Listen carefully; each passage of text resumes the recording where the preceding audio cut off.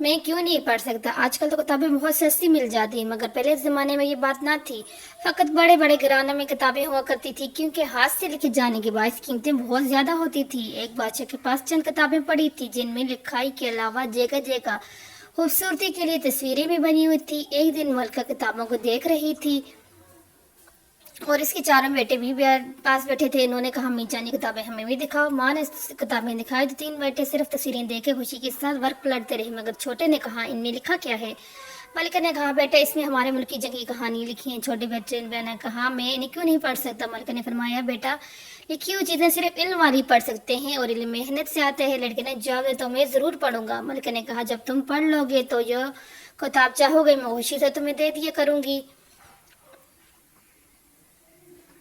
شہزادے نے محنت شروع کی تو تھوڑے ہی مدت میں کتابیں پڑھنے اور خط لکھنے لگا، جس پر ماں نے بھی اپنا سارا کتب خانہ اس چھوٹے لڑکے کو دے دیا۔ اب جانتے ہیں وہ چھوٹا لڑکا کون تھا؟ جی، شہزادہ الفریڈ اعظم تھا، جو انگریزوں میں ایک مشہور عالم اور بادشاہ گزرا ہے۔ یہ وہی لڑکا تھا